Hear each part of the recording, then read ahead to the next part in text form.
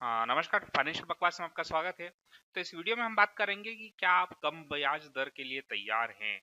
Are you ready for less interest rates. आजकल आप देख रहे हैं कि सभी बचत खाता में ब्याज दर कम होती जा रही हैं, जैसे कि एनएससी 5 वर्ष के लिए जो हम करते हैं, किसान विकास पत्र, बचत खाता, सावधि जमा, सुकन्या समृद्धि योजना, पीपीएफ।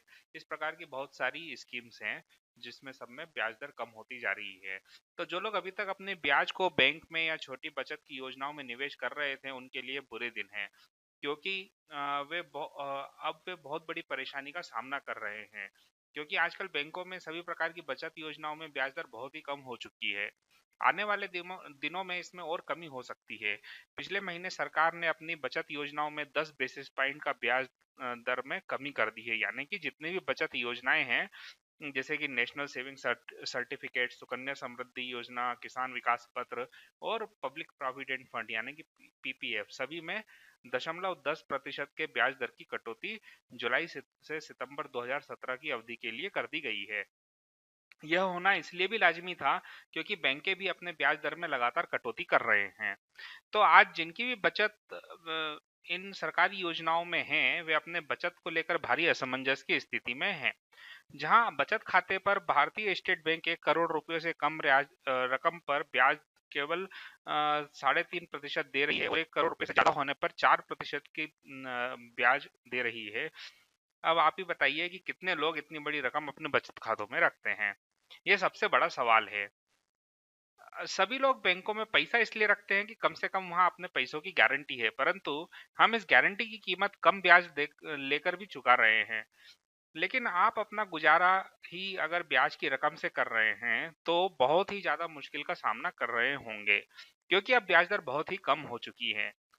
हमें तो पता नहीं, हम तो पता नहीं कब से कह रहे हैं कि आप सभी को इन बचत वाले वित्तीय उत्पादों से अपना ध्यान हटाकर ज्यादा फायदे वाले वित्तीय उत्पादों में निवेश करना चाहिए।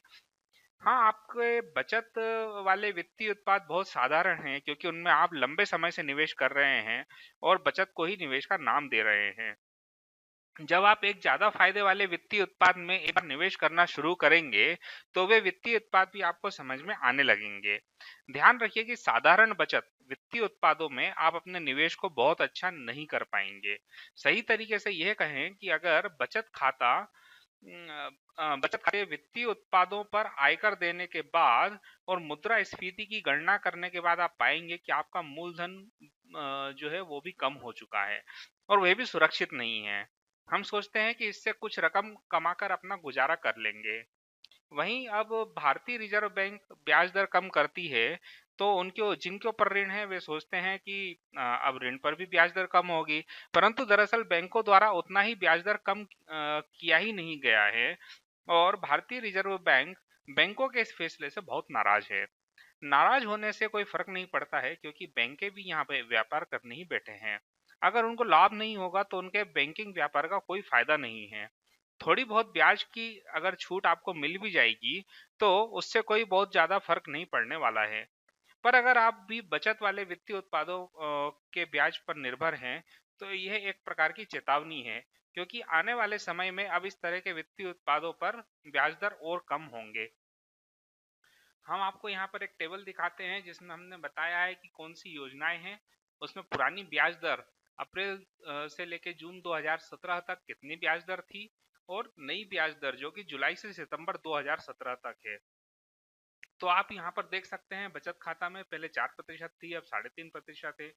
इसी प्रकार से एफडी में भी लगभग लगभग सब में 0.10% का अंतर है। जो हमने यहाँ पर दे रखा है, एफडी 1 वर्ष, 2 वर्ष, 3 वर्ष, 5 वर्ष, एनएससी, किसान विकास पत्र, एमआईएस, सुकन्या समृद्धि योजना, SC SS, senior citizen saving scheme जो पोस्ट ऑफिस में होती है, 5 वर्षीय, और पीपीएफ जो हम बैंक में या पोस्ट ऑफिस में खाता खुलवाते हैं। सुकन्या समृद्धि योजना के बारे में हमने एक विस्तृत वीडियो बना के पहले ही बताया हुआ है, तो आप उसे भी देख सकते हैं।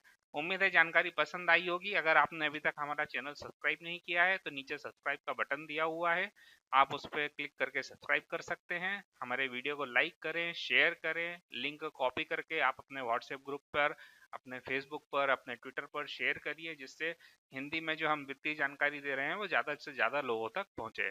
धन्यवाद।